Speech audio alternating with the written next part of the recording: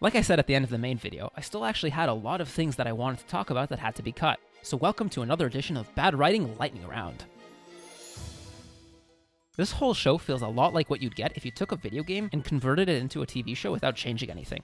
You're jumping around planets, getting random side quests that are loosely related to some overarching goal where you end up killing a bunch of faceless enemies. Each quest has a different partner with special abilities you can use to help you on your mission. And there's even a boss fight at the end of each episode, and usually a reward, like new armor or a new weapon or something. Even the writing and acting are video game quality. Despite this being basically a video game show, for as badass as Mando is supposed to be, he kind of completely sucks at his job. There are a surprising number of episodes where Mando ends up in some situation where he's completely fucked and is going to die, but then gets rescued by some other character unexpectedly.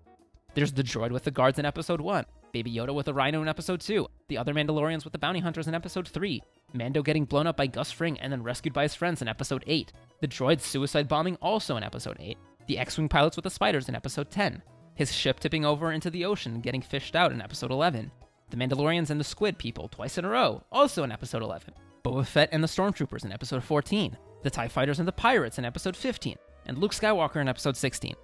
And that's all just off the top of my head. There might even be more that I'm not thinking of right now. That's more than half the show where Mando is in over his head and needs someone else to save him. And most of the time, it's effectively a deus ex machina. So not only is this a showcase of how incompetent Mando is, it's also unearned and unsatisfying. Speaking of Mando, Mando's backstory was one of the most annoying parts of this entire show. It was pretty obvious from pretty much the first episode that he had a traumatic experience as a child where his parents were killed and a Mandalorian rescued him and brought him into the clan. I think he and another character even said it explicitly at some point. But the show kept flashing parts of this one memory and implied Mando had PTSD or something, and that the memory was hiding significant parts of his personality that would add more meaning to the story. But ultimately it didn't do that. It was literally just a flashback of him getting rescued from droids by Mandalorians. There's no revelation, no new information, it's just a melodramatic scene where a kid gets put in a box and then immediately taken out. Nothing about that warranted dragging out the flashback so much or making such a big deal of it, and it's never shown or referenced in the second season at all. Speaking of the second season, one of the giveaways that this show wasn't meant to be a full show and that the writing team was totally starved of ideas was that the second season is almost entirely fan service.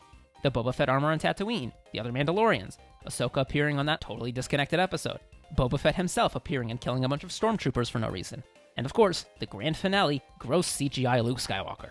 None of these appearances were really necessary or even really added anything to the show except to make fans excited about recognizing someone from better Star Wars things.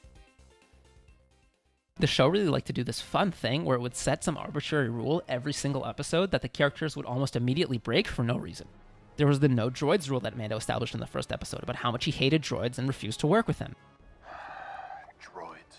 But then he proceeded to work closely with a droid in pretty much every episode this season, and it never impacted anything. He never hesitated or argued for more than a few seconds and worked totally fine with the droid. The show would have been exactly the same without this rule. And by the way, Mando's level of annoyance with droids does not really match up with the trauma he experienced as a kid from droids. If he just doesn't like droids because droids are annoying to work with, that's one thing. But if he's supposed to be traumatized by droids from his childhood, he should react a lot stronger than this. The show also makes a really big deal about Mando not being allowed to take off his helmet around other people, and that if he does, he's not allowed to put it back on. This is supposed to be this really important part of being a Mandalorian, or at least Mando's version of being a Mandalorian. But when Mando does end up needing to take off his helmet in the show, it doesn't actually end up being a big deal at all. The first time he does it, he takes it off in front of a droid, but because of a technicality, droids aren't considered living things, even though they're all clearly sentient, and that feels like the more important part here. Mando doesn't really care and ultimately seems unaffected by the experience. The second time it happens, there's actually an entire subplot devoted to Mando needing to bring Bill Burr along on a mission with him because his face needs to get scanned to get some data, and Mando can't take off his helmet around other people. But Bill Burr bails at the last second because he sees someone he used to work with many years ago that might recognize him. Spoiler alert, he doesn't, so Mando takes off his helmet anyway. Then, Mando gets confronted by the guy and ends up being forced to have a long conversation with him, all while his helmet is off. After a few agonizing minutes of obnoxious and preachy dialogue, Bill Burr shoots the guy and tells Mando to just pretend like this never happened. And then he just does. He's not traumatized about it or even really upset. He just goes back to the mission and then puts his helmet back on later. Even during the time when his helmet is off and he's talking to the bad guy, he seems really nervous and has a deer in headlights look, but you could pretty easily attribute most of that to the fact that he's in the middle of a base filled with stormtroopers that would all shoot him the moment this officer recognizes Bill Burr and realizes they're not supposed to be here. There are a lot of other smaller rules I could talk about that follow the same sort of logic, but you get the picture. These rules added nothing to the show aside from being a sticking point for short arguments between characters. They never changed anyone's actions, even when they explicitly came up as something that was supposed to change someone's actions. They're ultimately just an extremely cheap and lazy writing trick from an amateur writing team incapable of writing decent stories. Look, I know I already mentioned in the main video that the acting was bad, but I really can't get over how bad the acting was. Nobody in the show does even a halfway decent job of being believable. They all deliver their lines awkwardly and stiffly and don't seem to fully understand what emotions their characters are supposed to have at any given moment. I really wanted to put this in the video, but the acting in the show is genuinely worse than in the prequels.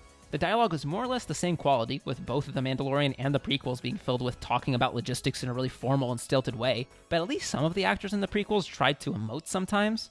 To be clear, this isn't the defense of the prequels, I just think The Mandalorian doesn't get enough shit for this.